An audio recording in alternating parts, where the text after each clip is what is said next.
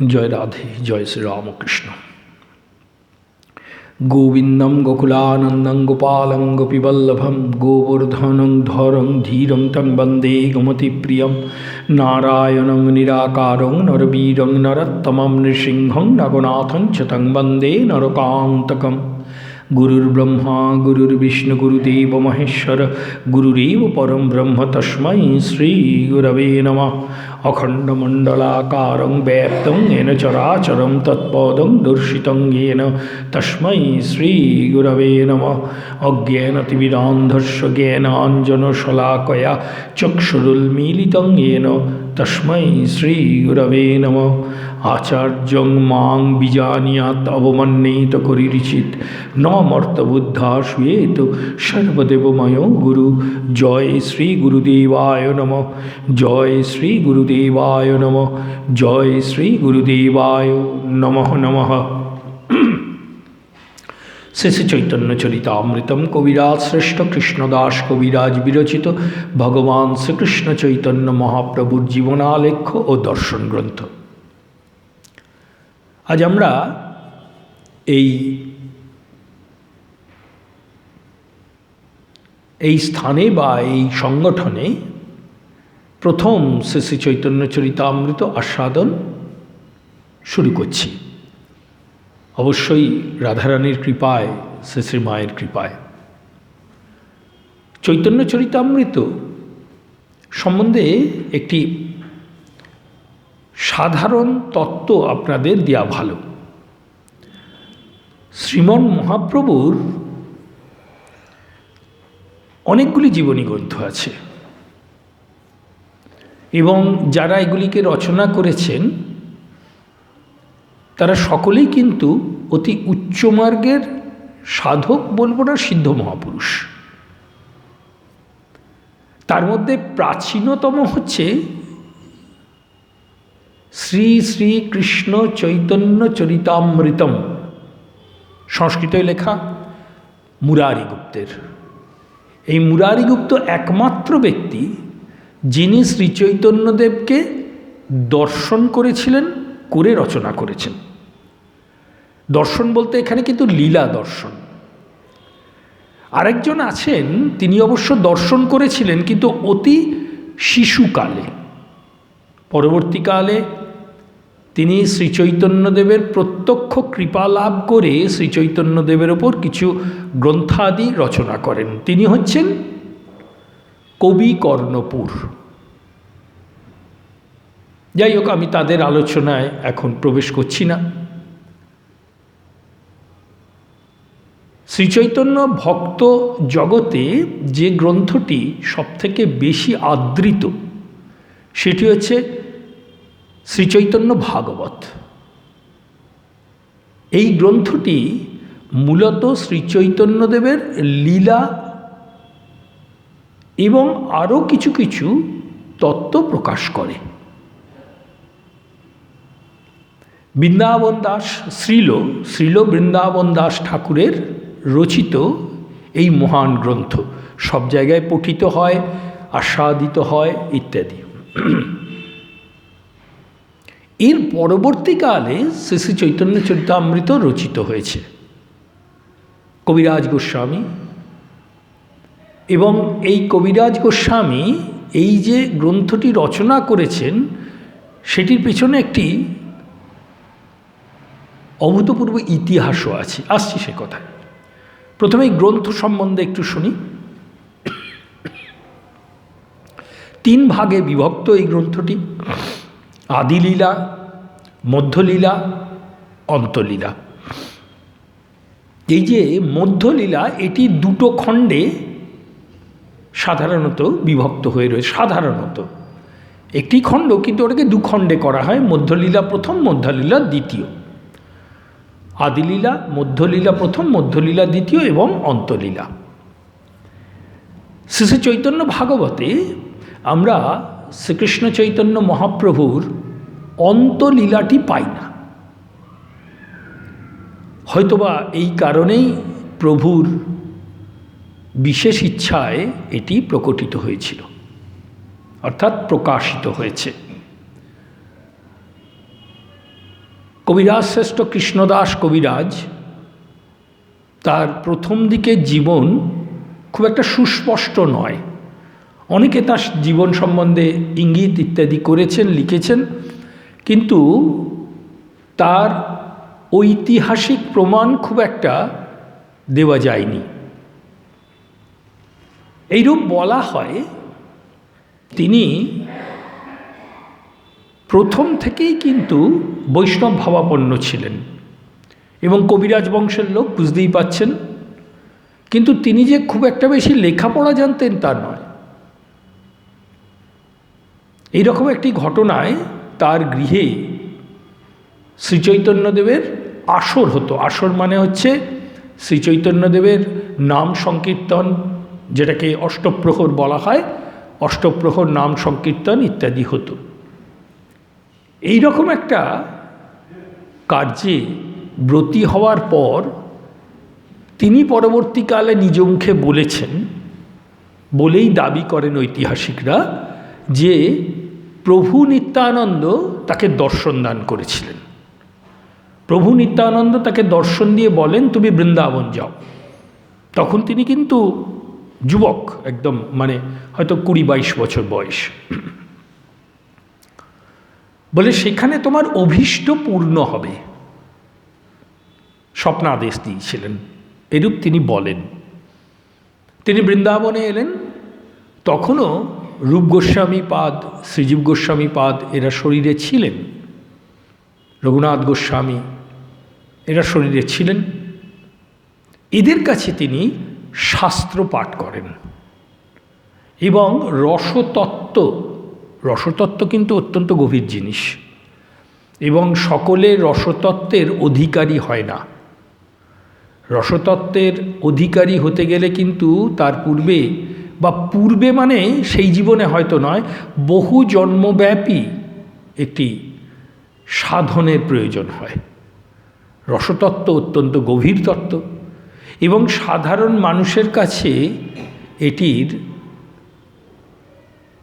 অন্যরকম অর্থ তৈরি করতে পারে। আমি এর বেশি কিছু বলছি না। শ্রী শ্রী রাধাকৃষ্ণের রসতত্ত্ব এটা সাধারণ মানুষের ক্ষেত্রে কিন্তু খুব একটা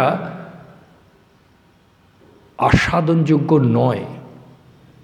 কারণ যতক্ষণ পর্যন্ত মন সম্পূর্ণরূপে নিষ্কাম না হচ্ছে, ততক্ষণ পর্যন্ত কিন্তু এই রসতত্ত্ব আস্বাদনের অধিকার জন্মায় না। এটা যারা শাস্ত্র রচনা করেছেন তারাও বলে গেছেন। এ সম্বন্ধে স্বয়ং স্বামীজিরও বিশেষ কিছু ইঙ্গিত আছে ভারতে বিবেকানন্দ এই লেকচার সিরিজে। যাই হোক, আমরা ফিরে আসি। ইনি এনাদের কাছে শিক্ষিত হলেন এবং সত্যি কথা বলতে গেলে কি, এনারা তো কেউ ওই সংস্কৃত পণ্ডিত ছিলেন না। এনাদের পাণ্ডিত্য বলতে আমরা যা বুঝি সেটা নয়, তার অনেক ওপরে। এরা হচ্ছে অনুভূতি সম্পন্ন ব্যক্তিত্ব। এনারা হচ্ছেন শ্রী ভগবানের প্রত্যক্ষ পার্ষদ। প্রত্যক্ষ পার্ষদ মানে হচ্ছে তার অংশ বা তার কলা, এটি তাদের মধ্যে ক্রিয়া করছে। সুতরাং বুঝতেই পাচ্ছেন, শ্রীজীব গোস্বামী, আমাদের শ্রীরূপ গোস্বামী, আমাদের রঘুনাথ গোস্বামী, এরা কিন্তু সাধারণ পণ্ডিত মানুষ ছিলেন না। সুতরাং তারা এই কবিরাজ গোস্বামীকে যা শিক্ষা দিয়েছিলেন, কৃষ্ণদাস কবিরাজ গোস্বামীকে যা শিক্ষা দিয়েছিলেন, তার মধ্যে অনুভূতি জড়িয়েছিল। তার ফলে তার হৃদয়ে শ্রীচৈতন্যদেবের মহান উদ্দেশ্য, তার আত্মপ্রকাশের কারণ এবং সবথেকে বড় কথা জগতের মঙ্গলকারিত্ব, এগুলি কিন্তু তার হৃদয়ে সম্পূর্ণরূপে প্রতিষ্ঠিত হয়েছিল। তিনি কয়েকটি গ্রন্থ রচনা করেন ওই অবস্থায়। যাই হোক, সময় চলে যাচ্ছে, ওনারাও অন্তরীণ হলেন, শ্রীচৈতন্য সেবা মণ্ডলে নিজেদের লীন করলেন। তখন আর কেউ শরীরে নেই, জানেন। এইরম অবস্থায় একদিন আপনারা জানেন উনি বৃন্দাবন থেকে আর ফিরে আসেননি। বৃন্দাবনের শ্রীগোবিন্দ মন্দিরে তিনি একবার আদিষ্ট হলেন যে তুই আমার কথা লেখ।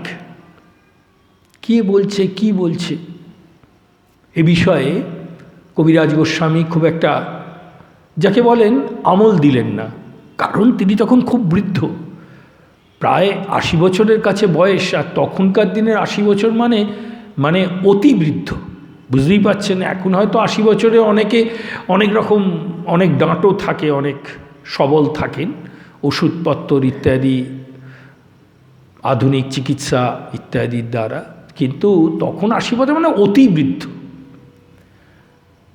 তো তিনি চোখে ভালো দেখতে পান না, হাতও কাঁপে, কিন্তু প্রতিদিন গোবিন্দ মন্দিরে আসে। এইরূপ কথিত আছে যে এরকম বার দুয়েক হওয়ার পরে তৃতীয়বার তিনি স্বপ্নাদেশ পেলেন। দেখলেন যে এক সন্ন্যাসী, মণ্ডিত মস্তক, আজানুলম্বিত হস্ত, আর তার শ্রীমুখমণ্ডল বর্ণনাতীত। শ্রীমুখমণ্ডলের প্রেম যেন ঝরে পড়ছে, যেন শতচন্দ্রিমা ঝরে পড়ছে, এরম বর্ণনাতীত। ঊর্ধ্বাঙ্গ বসনশূন্য, কোটিতে একখণ্ড গৈরিক বস্ত্র। তিনি এসে দাঁড়িয়েছেন সামনে। এইরকম একজন সন্ন্যাসীকে স্বামীজিও দর্শন করেছিলেন। পরবর্তীকালে স্বামীজি বলেছিলেন, মনে হয় স্বয়ং বুদ্ধদেব আমাকে দর্শন দিয়েছিলেন। ভয় পেয়ে গেছিলেন স্বামীজি। তো বৃদ্ধ কৃষ্ণদাস কবিরাজ স্বপ্নের মধ্যে তাকে দর্শন করলেন। তিনি একটু করুণ মুখে বললেন, তোকে এতবার করে আমি বলছি, তবু তুই আমার কথা লিখবি না? এবার যেন কবিরাজ গোস্বামী ওই ঘুমের মধ্যেই তাকে বলছেন, প্রভু তোমার কথা লেখার আমার ক্ষমতা কি? তুমি লিখিয়ে নিলে লেখা যাবে, কিন্তু আমি কি করে লিখবো? আমি তো চোখে দেখতে পাই না ভালো করে, আমার হাতও কাঁপে, আমি তো কলম ধরতে পারবো না, খাগের কলম।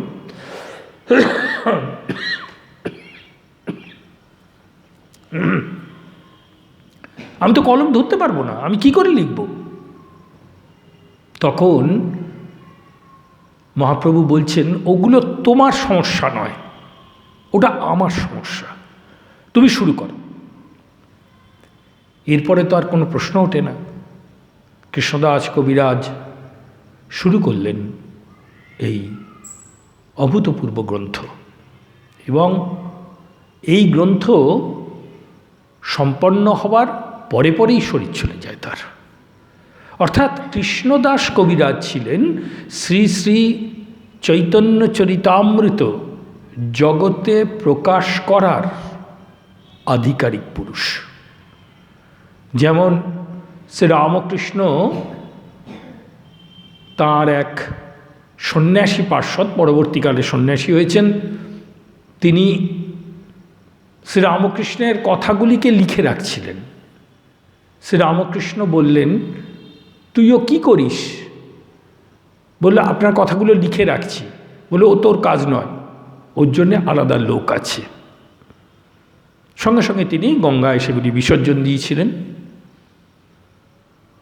তা আলাদা লোক আছে, আলাদা লোক মানে কি? নির্দিষ্ট পুরুষ, আধিকারিক পুরুষ। যেমন শ্রীমদ্ ভাগবতম শ্রীকৃষ্ণের আদেশে ব্যাসদেব রচনা করেছিলেন, কিন্তু তিনি আদিষ্ট হয়েছিলেন এই গ্রন্থ তুমি প্রচার করবে না, প্রচার করার জন্যে আলাদা লোক আছে।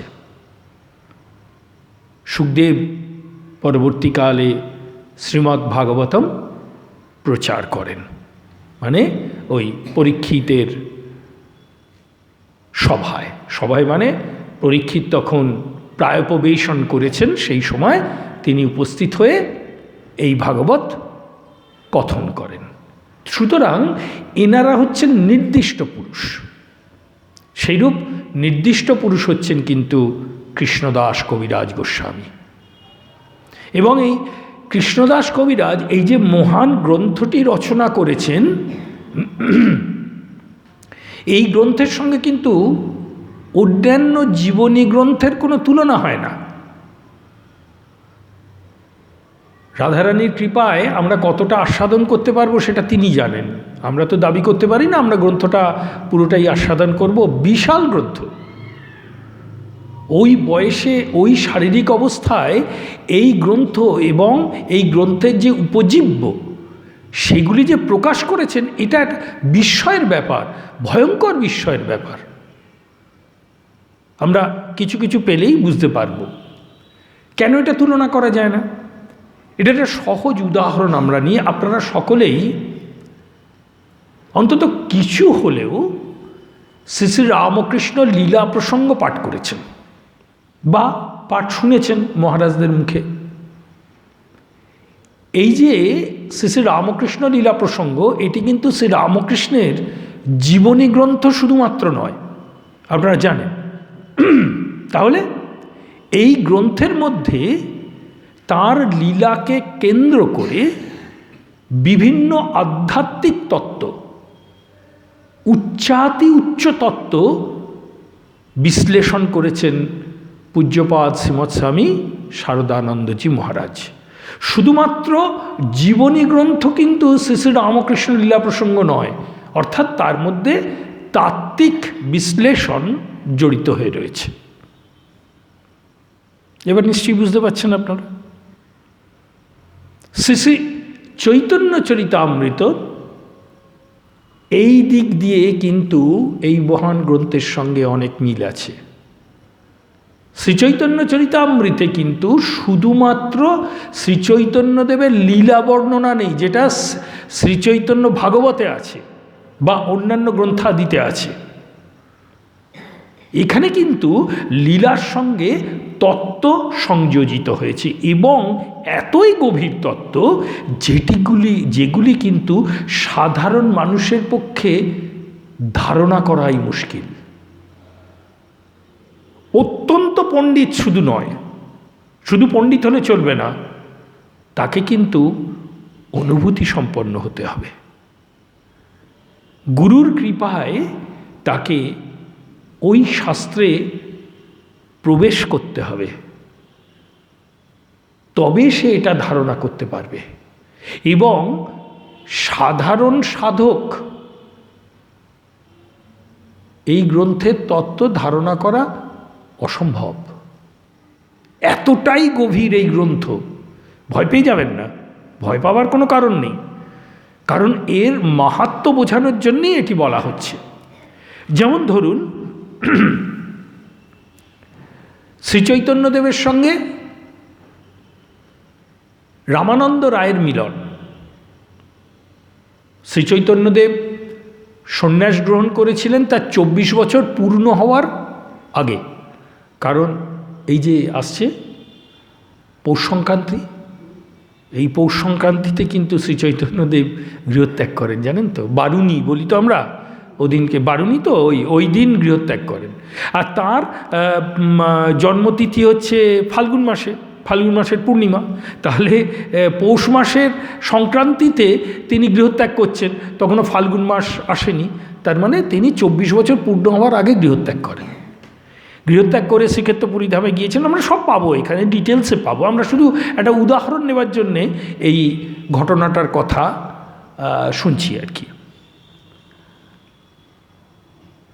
শ্রীক্ষেত্র পুরীধামে পৌঁছানোর পর অনেক ঘটনা ঘটল এবং কিছুদিনের মধ্যেই তিনি দাক্ষিণাত্য ভ্রমণ করতে বেরিয়ে পড়লেন। নিত্যানন্দ প্রভু সঙ্গে ছিলেন। নিত্যানন্দ প্রভু তাকে বললেন যে আমি তোমার সঙ্গে যাই, কারণ নিত্যানন্দ প্রভু সমগ্র ভারত ভ্রমণ করেছেন। বললেন না, তুমি সঙ্গে যাবে না, কারণ তুমি সঙ্গে গেলেই আমি কিন্তু তোমার ওপর নির্ভরশীল হয়ে পড়ব। সন্ন্যাসীর কারোর ওপর নির্ভরশীল হয়ে থাকা উচিত না। আমি নিরালম্ব হয়ে কৃষ্ণ নাম কৃষ্ণ গুণ আস্বাদন করতে করতে ভ্রমণ করব। ঠিক এই রকম কথাই কিন্তু স্বামীজির মুখে শুনেছি আমরা, জানেন। স্বামীজির সঙ্গে গঙ্গাধর মহারাজ যেতে চেয়েছিলেন, মুম্বাইতে দেখা হয়েছিল, রাজি হলেন না। না, তুমি ফিরে যাও, আমি একা যাব। সন্ন্যাসীরা তাই বলেন। আর শ্রী চৈতন্যদেব আমরা তার এই লীলায় যখন পাব তখন এইটা আমরা আস্বাদন করব। সন্ন্যাস ধর্মের কিছু অবনমন ঘটেছিল। শ্রী ভগবান স্বয়ং শ্রী চৈতন্য রূপে আবির্ভূত হয়ে সেই সন্ন্যাস ধর্মের মাহাত্ম্য প্রতিষ্ঠিত করলেন। এটিও একটি কারণ। এবং কেন তিনি সন্ন্যাসী হলেন সেগুলো চৈতন্য চরিতামৃতে অপূর্ব রূপে ব্যাখ্যা করা আছে। তো ফিরে আসি। তো এই যে দাক্ষিণাত্য ভ্রমণে গেলেন, সেখানে গোদাবরী তীরে বিদ্যানগরে, এখন বিদ্যানগর নামটা নেই জানেন তো, এখন নাম হয়েছে রাজমহেন্দ্রী। কথা প্রসঙ্গে আপনাদের বললে ভালো হবে, শ্রী শ্রী মা রাজমহেন্দ্রীতে গমন করে কিছু লীলা করেছিলেন, তার জীবনী গ্রন্থে পাবেন, অপূর্ব লীলা সেসব। তো ফিরে আসি আমরা আমাদের আলোচনায়। এই রেফারেন্স বা ইঙ্গিতগুলো দেওয়ার কারণটা কি জানেন? লীলার প্রবাহমানতা। বেদান্ত বলছেন ব্রহ্মাণ্ডে অনন্ত সৃষ্টিতে এমন একটি স্থান নেই, এমন একটি বস্তু নেই যা ব্রহ্মচ্যুত, মানে ব্রহ্ম থেকে আলাদা, ব্রহ্ম বস্তু থেকে আলাদা এরকম কোনো স্থান বা বস্তু নেই, বেদান্ত বলছেন। খুব গভীর তত্ত্ব, কিন্তু সহজে এগুলো মুখস্থ করে বলে দেওয়া যায়, শ্লোক বলে দেওয়া যায়, অনুভব করা অত্যন্ত কঠিন। তো ঠিক সেই রকম লীলাও কিন্তু এই ব্রহ্মবস্তু, বিশেষ করে কলিতে এই লীলা কিন্তু প্রবাহমান, মানে গতবার ঘটেছিল মানে এবারে ঘটবে, আবার পরের বারও ঘটবে। তো সেই গোদাবরী তীরে বিদ্যানগরে তিনি একজনের সঙ্গে মিলিত হলেন। তিনি হচ্ছেন সেখানকার শাসক, বুঝলেন? এই শাসক, তার কথা কিন্তু উনি শ্রীক্ষেত্র পুরীধামে শুনে এসেছেন। কার কাছে? বাসুদেব সার্বভৌম ভট্টাচার্য। একবারে অনবদ্য লীলা বাসুদেবের সঙ্গে শ্রীচৈতন্যদেবের। তার নাম হচ্ছে রামানন্দ রায়। যদিও তিনি নিজেকে শূদ্র বলছেন, প্রকৃতপক্ষে তিনি শূদ্র নন, তিনি হচ্ছেন ক্ষত্রিয়। আমাদের ভাষায় যেটাকে বলি কায়স্থ, জানেন তো? আমাদের এখানে ক্ষত্রিয় তো নেই, ব্রাহ্মণ, ক্ষত্রিয় ইত্যাদি যে বিভাগগুলো আছে, হ্যাঁ, বৈশ্য, শূদ্র, এই যে 4টে বিভাগ আছে, এই ক্ষত্রিয়টা কিন্তু আমাদের এখানে নেই, বাংলায় নেই, জানেন তো? আমাদের বাংলায় ক্ষত্রিয়কে কায়স্থ বলা হয়। এটা স্বামীজির একটি বক্তৃতাতে খুব ভালোভাবে ব্যাখ্যা করে উনি বুঝিয়েছেন। পশ্চিম দিকে যাকে ক্ষত্রিয় বলি আমরা, সেই তাদেরই আমরা এখানে কায়স্থ বলি। এটা একটা স্বামীজির একটা লেকচার আছে। এনিওয়ে, তো সেই রামানন্দ রায়ের সঙ্গে তিনি মিলিত হলেন। রামানন্দ রায় রাজা, রাজা মানে সেখানকার শাসক, শাসক মানেই তো রাজা। তিনি হচ্ছেন শ্রীক্ষেত্র পুরীধামের সার্বভৌম রাজা বা সম্রাট। গজপতি প্রতাপরুদ্রের অধীনে সেই বিদ্যানগর শাসন করতেন। তার সঙ্গে 10 দিন শ্রীচৈতন্যদেবের আলাপ হয়। এটি শ্রী শ্রী চৈতন্য চরিতামৃতে একটি অমূল্য ধন বলতে পারেন আপনি। একটি আলাদা চ্যাপ্টার করা হয়েছে, অষ্টম অধ্যায়, মধ্যলীলা প্রথম খণ্ড, অষ্টম অধ্যায়। এবং আপনাদের বললে বোধহয় ভালো লাগবে, এই মুহূর্তে কি ঘটনা বলতে পারবো না। আমরা যতদিন ছিলাম ইউনিভার্সিটিতে আমরা জানতাম বাংলা এমএতে এই অধ্যায়টি পড়ানো হতো, বাংলা এমএতে। যাই হোক, তো সেই রায় রামানন্দের সঙ্গে শ্রীচৈতন্যদেবের মিলন, এটি কিন্তু ভক্তিশাস্ত্রের সংযোজন বলতে পারে। ভক্তিশাস্ত্রে ইতিপূর্বে আদিতম গ্রন্থ হচ্ছে নারদ পঞ্চরাত্র। নারদ ভক্তিসূত্র, এই গ্রন্থগুলি হচ্ছে ভক্তি শাস্ত্রের আদি গ্রন্থ, যার থেকে ভাগবতম তৈরি হয়েছে। ভাগবতম আদি নয়, তার আগে এগুলি তৈরি হয়েছে। এই যে ভাগবতম এবং তার পূর্বে এই সমস্ত গ্রন্থে যে সমস্ত তত্ত্বগুলি প্রকাশিত হয়েছে এবং বেদ বেদান্তাদি শাস্ত্রে যে ব্রহ্মতত্ত্ব জগতের কাছে প্রকাশিত, এই সবের সম্মিলন হচ্ছে ওই রামানন্দ রায় এবং শ্রীচৈতন্য মিলন।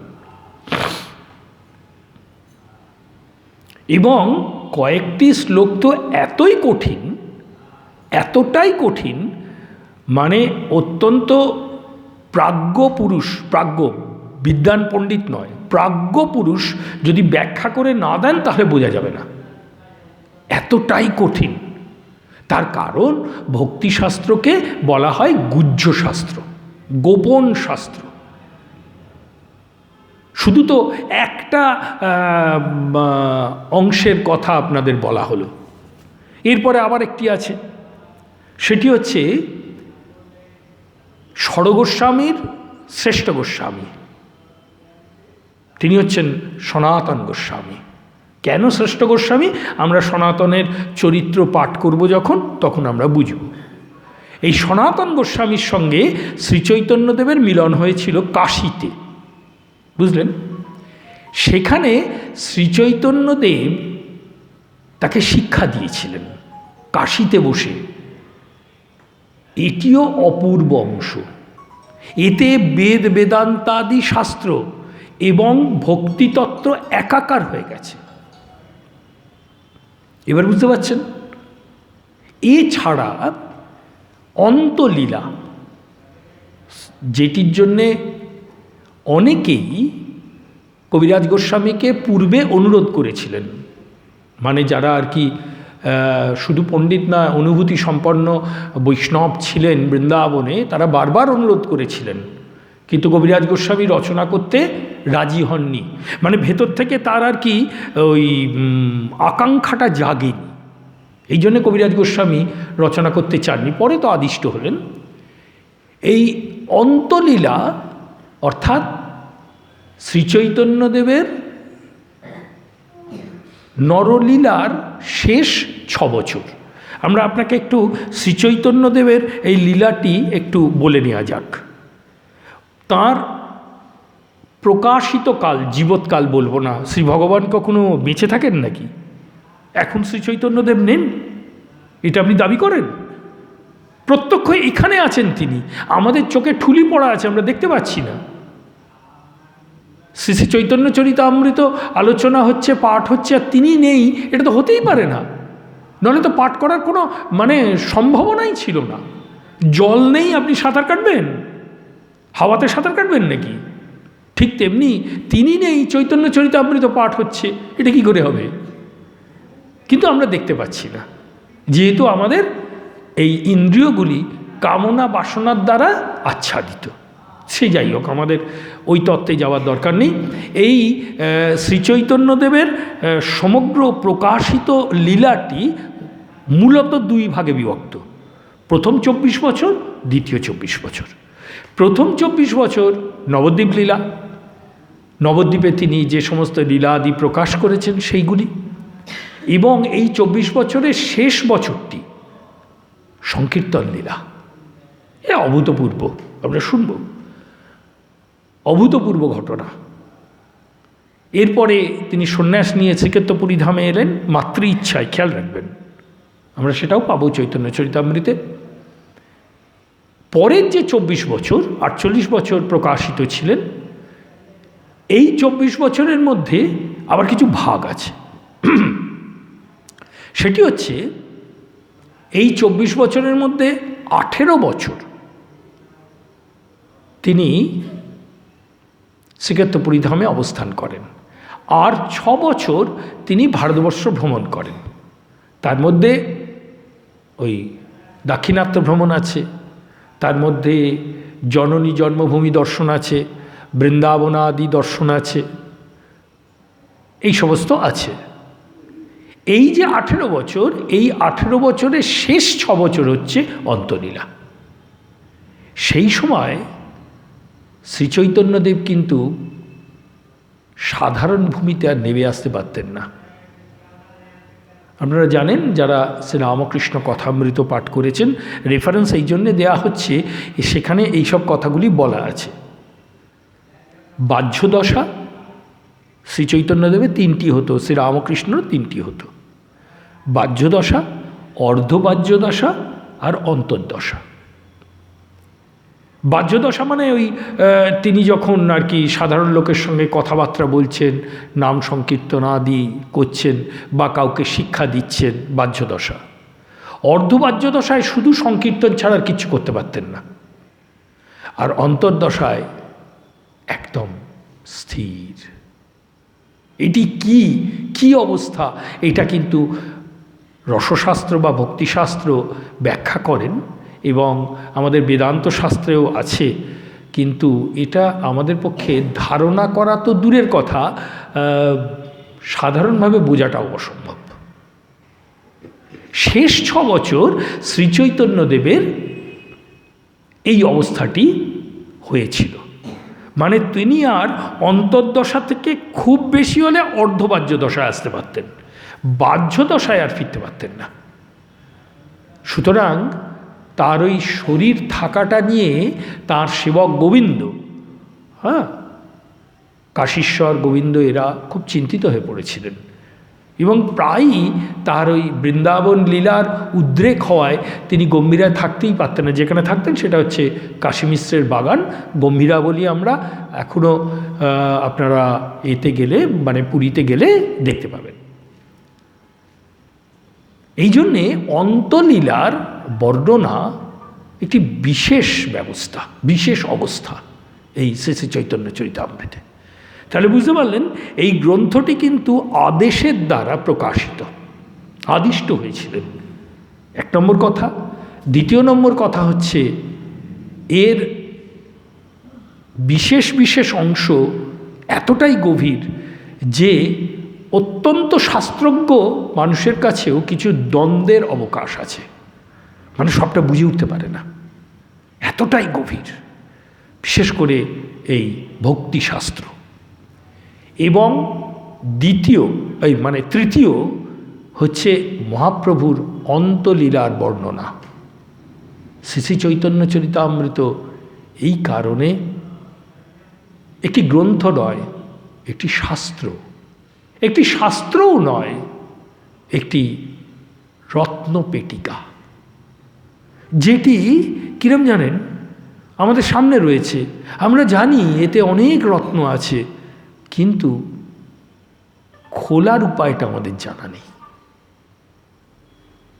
কে বলে দেবে কি করে এই অভূতপূর্ব রত্ন পেটিকাটি খোলা যায়, যেটির একটি রত্ন লাভ হলে মানুষ আর মানুষই থাকবে না, তার চরিত্রটাই পাল্টে যাবে। একটি রত্ন লাভ হলে, ওই রকম অনন্ত রত্ন এই শ্রী শ্রী চৈতন্য চরিতামৃতে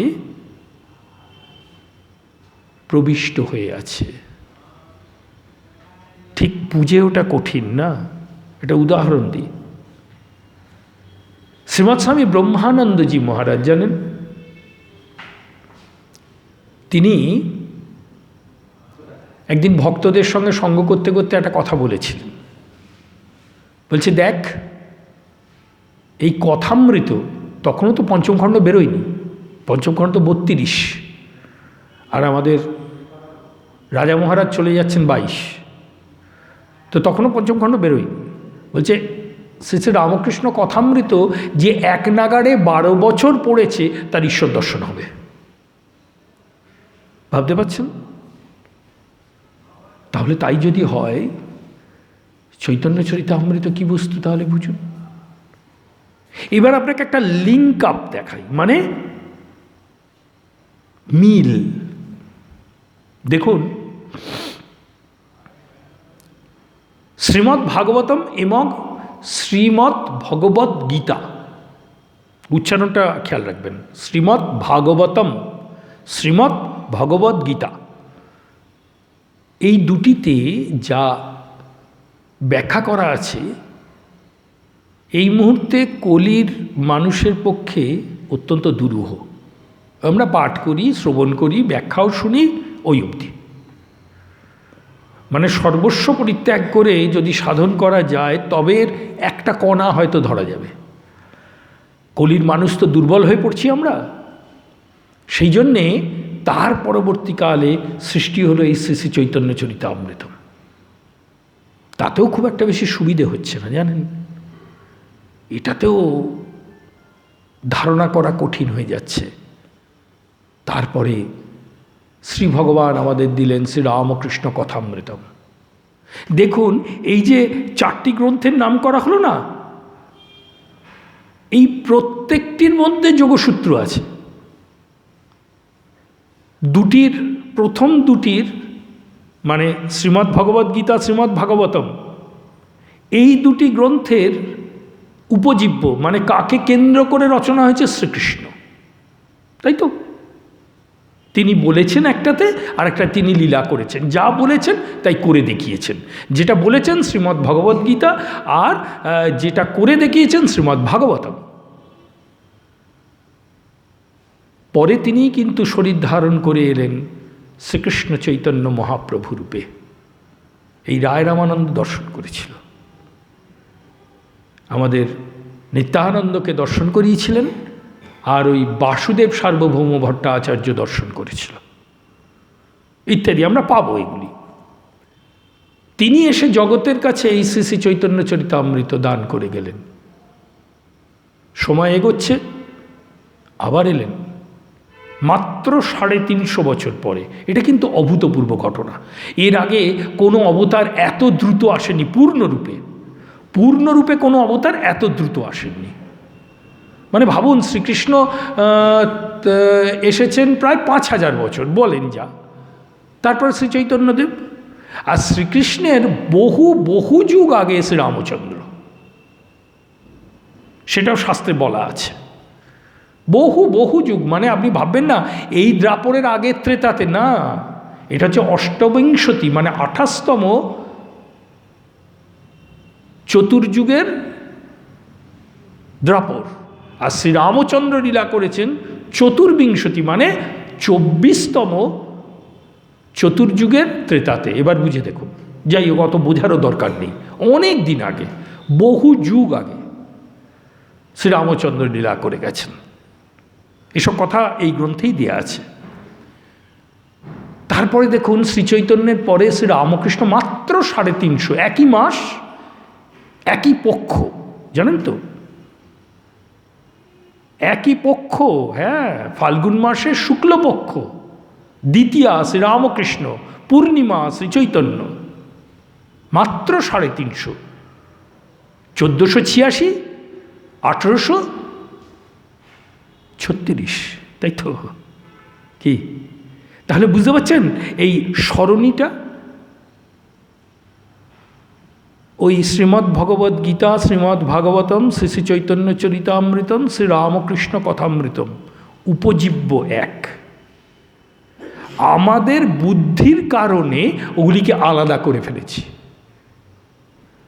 কিন্তু উপজীব্য, যাকে কেন্দ্র করে এই সমস্ত গ্রন্থাদি জগতে প্রকাশিত হয়েছে, তিনি কিন্তু এক এবং অদ্বিতীয় পুরুষ, কারণের কারণ স্বয়ং গোবিন্দ। তিনি শ্রীচৈতন্য, তিনি শ্রীরামকৃষ্ণ। এবার বুঝতে পারছেন এই গ্রন্থের কি গভীরতা? এটি অন্যভাবে শ্রীমদ্ ভাগবতমকে আমাদের সামনে উপস্থাপন করেছেন। এই শ্রীচৈতন্য চরিতামৃতম পরবর্তীকালে শ্রীরামকৃষ্ণ কথামৃতম হয়ে যুগোপযোগী আমাদের কাছে উপস্থাপিত হয়েছে।